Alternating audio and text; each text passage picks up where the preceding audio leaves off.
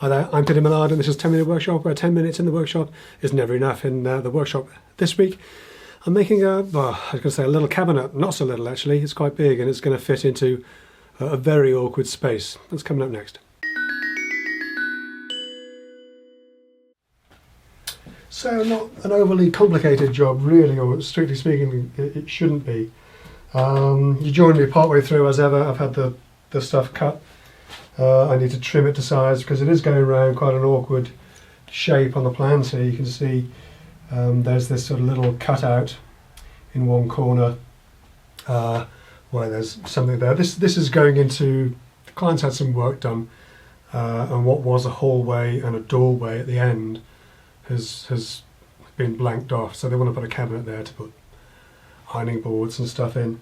But of course, because it was a hallway, it's very narrow. I know they want the cabinet about as wide as they can, so there isn't going to be space to turn it.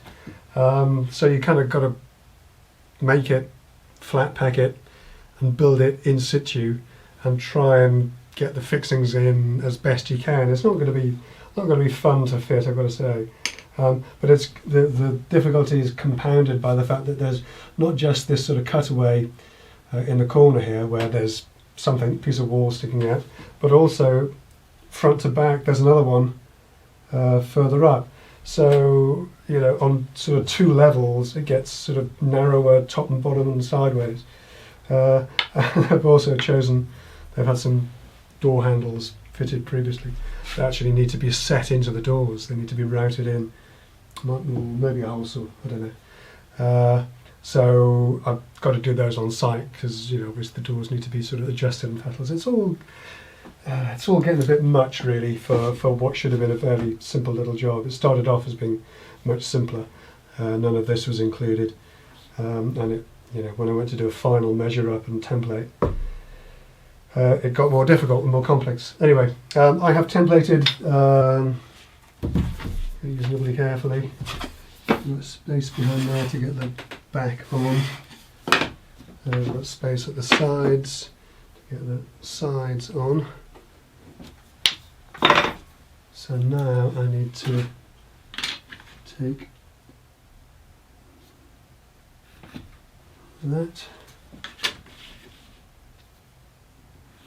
and that, extend those out.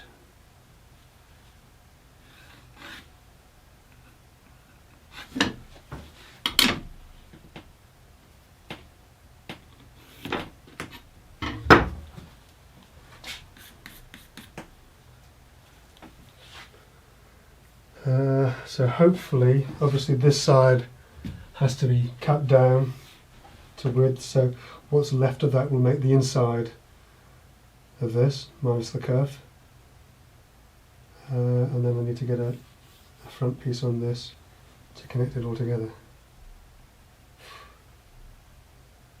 Not feeling it with this one, I'm really not. Anyway, I've taken the deposit, so I've got to do it. So yeah, first job, cut the top and bottom and two shelves to fit. So that cut out in each of those, and then from that we can base the sides. I'm using combi squares to set the rail, then my plunge saw to make the corner cutouts.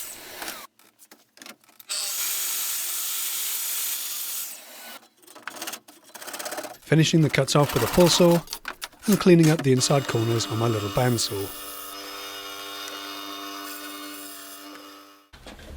So I've had the carcass cut to exactly the right height on the story stick here. I did my usual 2 sticks, to check the heights are right. But I kind of come down by 10 mil just to give myself a bit of a fighting chance for getting this in accurately.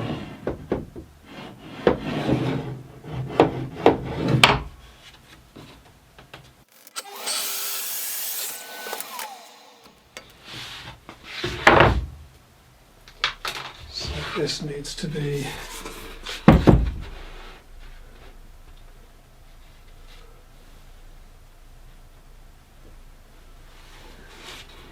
that depth plus 6mm back to it, which is what this was.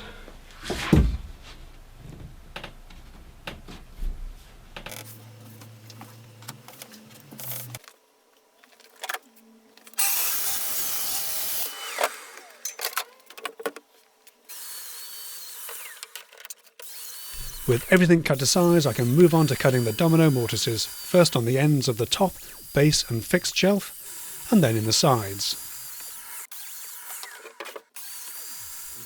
I've got to say, after all the measuring and marking, that seemed to go incredibly quickly. Now I'm worrying that I've done something wrong. Whatever. Because this has become a relatively complex build, I'm doing a dry fit to double check it all goes together as planned. Well, doesn't look that much, does it? So yeah, after a lot of measuring and marking and many mistakes, we've finally got a little cabinet that sort of works okay. This is really, as well as the measuring and marking, there was a certain amount of soul searching going on as well, along the lines of, can I just walk away from this job and not do it? And the short answer is no, not really, which is a shame, because man, I would have loved to have done that.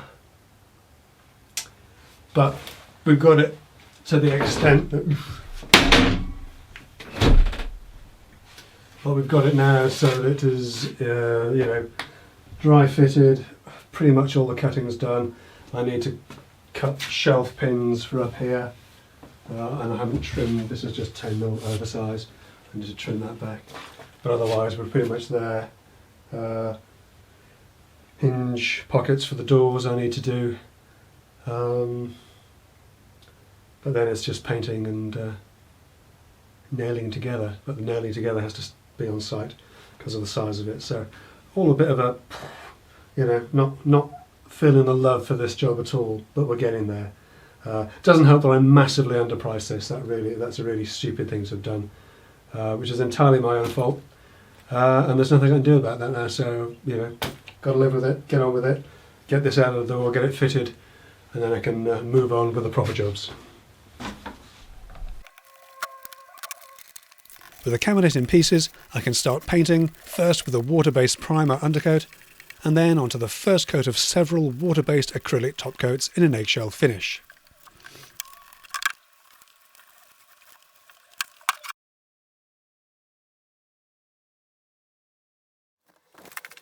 So it's installation day, and you can see what a difficult space this is to work in and to shoot video. These are not my finest images, it has to be said. This is a bit of a jigsaw puzzle, and I'm starting by fixing the left side of the cabinet to the base,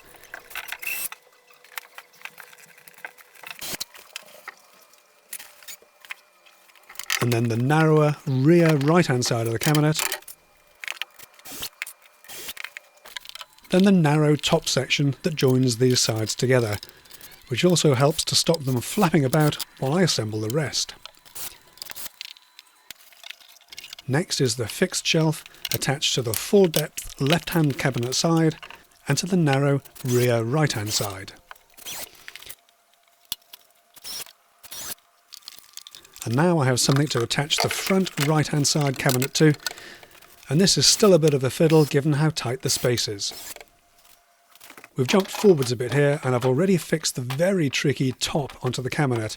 I'm afraid there really was no space to show this on video, but it involved using my little ratchet driver attachment to drive short screws in a quarter turn at a time.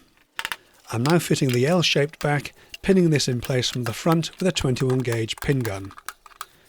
Before moving on to the full back, fixing this in place in the usual way with narrow crown staples. With the cabinet built, I can slide this carefully back into the recess. It fits, before fixing this to the walls with screws that will be hidden by the hinge plates. Then fitting these and the doors, adjusting as required for a nice fit. With the doors removed for drilling the handle holes, I've planed the infills to size, and I'm fitting these around the cabinet edges, simply tapping them in place with a dab of glue for a nice friction fit. With the glue dry, I can apply a squeeze of cork around the edges, then the doors can come back in and I can fit the handles. These ones are simply glued in place with no other fixings required.